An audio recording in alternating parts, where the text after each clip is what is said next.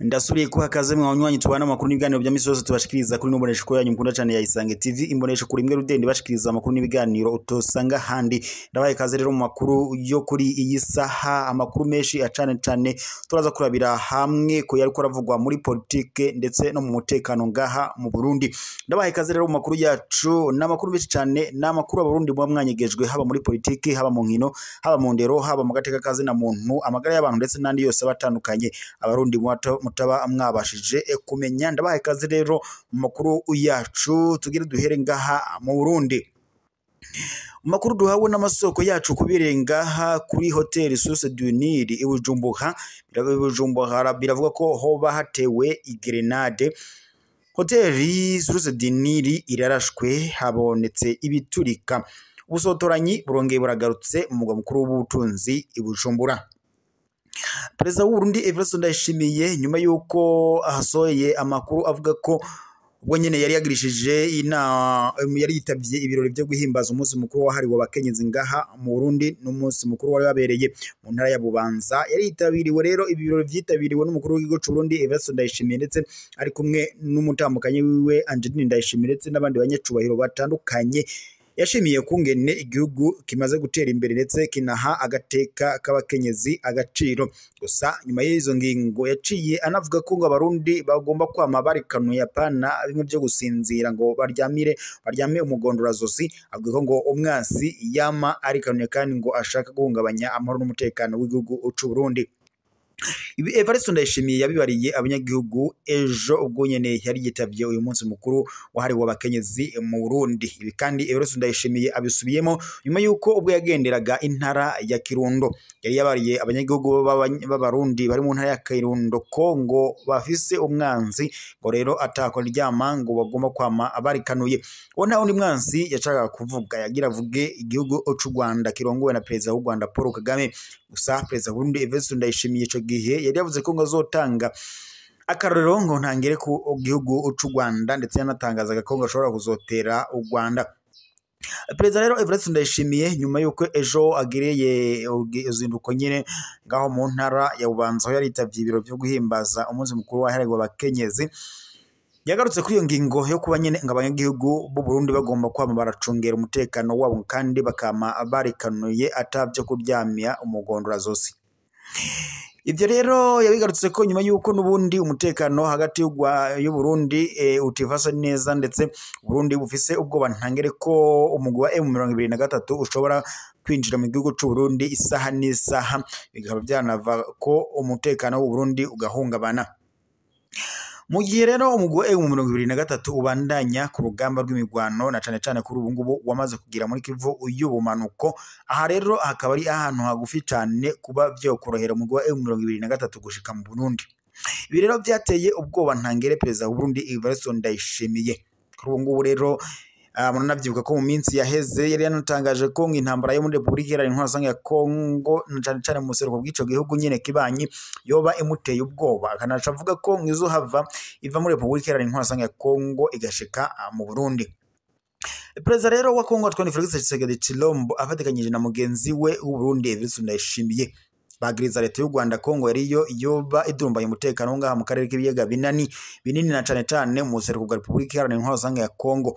Rero bagiriza leta y'u Rwanda irongowe na perezida w'u Rwanda Paul Kagame ngo ko ariyo yoba ifatikanya n'umugwi witwaje u Rwanda wa M23 gunganya umutekano mu seruko bwa Repubulika Iharanira Intwaro ya Kongo. Gusa leta y'u Rwanda yo kuri ibi byose ihakana ingingo yivuye inyuma ikavuga ko atayihuriye n'umugwi witwaje u Rwanda wa M23 uhungabanya umutekano mu seruko bwa Repubulika Iharanira Intwaro ya Kongo. Sibyo gusa kuko n'umugwi witwaje u Rwanda wa M23 nawo wamusohoye amatangazo wakana wivuye inyuma ko atahuriye n'igihugu cy'u Rwanda kirongowe na perezida w'u Rwanda Paul Kagame. Gusa nyakubahwa Evariste Ndayishimiye na mugenzi we wa Kongo Antoine Felix Tshisekedi Tshilombo baramaze kwiyungunganya na cane bariyegeranya bavuga ko bazokwifatikanya bagatoshoza intambara ku gihugu cy'u Rwanda. Perezida w'u Burundi Evariste Ndayishimiye ubwo yagendera u Burundi na cane ni nko mu mwaka 2014 gutyo 2023 nine hari amajambo yashikirije ubwo yari yagendeye nyene igihugu ca Republika Iharanira Intwaro ya Kongo ahevugaga Kongo bazokwifatanya n'urwaruka rwa Kongo ngo bagahirika ubutegetsi bw'u Rwanda. Iyo ngingo rero yayishimangiye mu gihe perezida wa Kongo Antoine Felix Tshisekedi Tshilombo nawe ubwo yamamarizaga kurongora igihugu ca Kongo muri manda ya kabiri mu kiringo ca kabiri, yavugaga ko nawe afise umugambi wo kuzotera u Rwanda, aho yavuga ko azorasa ku Rwanda yibereye i Kigali.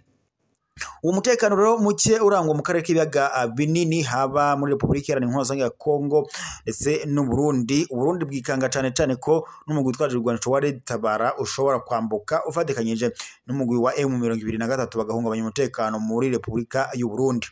Perezida w'u Burundi Evariste Ndayishimiye mu minsi iheze yari yafashe abasoda itsinzi abohereza ku mipaka ihuza u Burundi na Republika Iharanira Intwaro ya Kongo ndetse n'u Rwanda. Biyari nta kindi rero cari catumye akora ibi vyose kwari kugira ngo imigwi yitwaje ibigwanisho itazohava yinjira mu gihugu c'u Burundi igahungabanya umutekano. Perezida w'u Burundi rero Evariste Ndayishimiye kuva yagashira abasoda ku mipaka ihuza u Burundi ndetse na Kongo, na cane murabizi neza ko imipaka ihuza u Rwanda imigenderanire hagati ya Kongo n'u Burundi yari yahagaritswe ndetse ikimurirwa ingendo. Ibiro byose nta yindi mvo n'imvano ko arubwira perezida w'u Burundi Evariste Ndayishimiye acungera umutekano w'igihugu c'u Burundi. Umakuru de hano masoko yacu kubibereye kuri hoteli Source du Nil i Bujumbura nuko mu gihe hariko haraba inama, Perezida Evariste Ndayishimiye ahamagara ku telefone bamubariya ko hoba hari igrenade itewe kuri iyo hoteli ya Source du Nil nyene i Bujumbura. Biravuga ko hari abantu bashika 70 boba bahasize agatwe, naho abandi bashika 158 bakaba bahakomerekeye baciye bajanwa kwa muganga. Kuri ubu rusehabaniha ziciye zitangura kuseha abagwayi zijana kwa muganga. N'ubushotoranyi rero udasanzwe, n'ubushotoranyi ntangire ivyo perezida w'u Burundi Evariste Ndayishimiye yumvise biciye bimutera ubwoba, aciye hamagaza muri etat major barabe ukungene umutekano wocungerwa. Namakuru rero abaye giturumbuka, namakuru ubeshi mutari mwamenye, bikaba rero bibaye mu gihe k'isaha kwisaha imwe ngaha nyene mu Burundi, aribwo ivyo bintu bibereye ngaha mu gihugu cacu c'u Burundi. Perezida w'u Burundi rero Evariste Ndayishimiye aciye ahamagara abajejwe umutekano kubandanya bacungera umutekano w'igihugu kubera ko ubandanya gutosekara. Reka rero tubandanirize amakuru wundi kuburiko bavugwa ngaha mu Burundi kujanye n'inkino.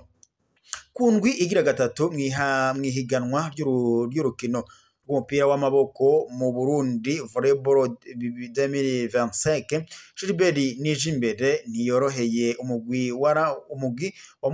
wamuramuye aho yashoboye gufata Dinamo gutahana itsinzi yabo ya kabiri, yatsinze New Star ibitsindo 169.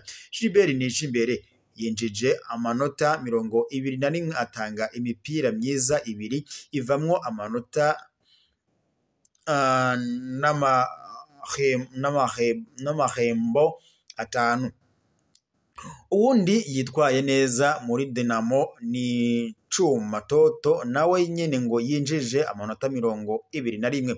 Mu zindi nkino zabaye kuri uno wa gatandatu itari igenekerezo rya 8 ntwarane 2025, urunani rwakosoye mu muzinga BBC amanota 112 ku manota 60. Les Sports BBC yihaniza Kern BBC amanota 111 ku manota 58. Lion team nayo yatsinze Aigle Noir amanota 98 ku manota 68. Gimkan irusha Young Eagles amanota 96 ku manota 60. Aha kandi twabamenyesha ko urukino rwariko rurahuza umugwi wa Remesha BBC na Tigers BBC ku kibuga ca département de sport et de la culture rutigeze rurangira kubera hagumye hagwa imvura, igatuma rero barinda guhagarika kugira abakenyi ntibakinire ahanyerera. Reka rero tuzozerere amakuru n'ubundi kuburiko biravugwa ngaha mu Burundi. Mu Burundi mu ntara ya Cankuzo haravuga ko kuzorengera igihengeri catewe n'imvura nke ni ingorabahizi mu gihe n'amazi ari mu muzi wibuye. Bivugwa n'abarimyi bo mu turere twa komine Mishiha mu ntara ya Cankuzo, basigura ko uyu mwaka uruzuba rwatanguye kwaka guhera mu kwezi kwa mbere, bituma rero ibigori ivyari bitanguye guheka bidashiramwo intumba neza. Aha umwimbu ngo w'igice ca mbere ukaba wari umaze kuboneka ko utazoba ushimishije. Naho abarimyi batareze amaboko mu kugemeka umuceri, rwa ruzuba ntirwigeze rutanga agahenge, mbere ubu bigeze aho imirima y'umuceri yuma nyine bumwe nk'uko abarimyi bavyigana. Twegereye bamwe mu bafundi b'indimo ku mitumba, bakaba rero batwiganiye ko inzara ishobora gutera aha bafatira ku bukene bw'amabombo, bati amazi ni make kandi mu bihe nk'ibi abenegihugu baja bararima uturimwa tuvomerwa twera n'ingoga nk'imboga. Bakaba rero basaba ababishoboye kubaba hafi mu gusanura amabombo banyonga ngo akura amazi bwina, canke hakaba ibikorwa byo kuyacukura bakoresheje ivyuma birahura umuyaga nkuba w'izuba nk'uko biri hamwe.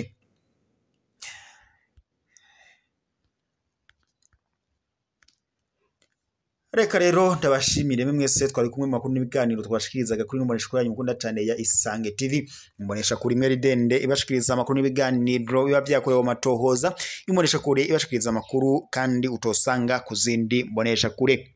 Reka ntere yambu mwarundi mu dukurikira muri mu bihinga itandukanye igizwe cyacu cy'u Burundi ari mu ntara nka Kayanza, Karusi, Bubanza, Gitega, Murambya, Cankuzo, Rugombo ndetse n'izindi ntara zose nabaje kudondora zigize igihugu cyacu cy'u Burundi. Mwese ndabahaye yambu.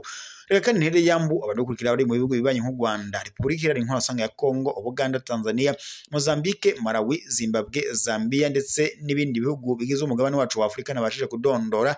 Nitwo kwibagira kandi abadukurikira bari hakujya y'amazi manini nko muri Leta Zunze Ubumwe za Amerika, Australia, Iburayi ndetse n'ahandi ijya nino hatandukanye. Mwese tubateye yambu kandi tubashimira ko abamukurikira amakuru n'ibiganiro tubashikiriza kuri n'umbonesha yanyu mukunda cyane ya Isange TV.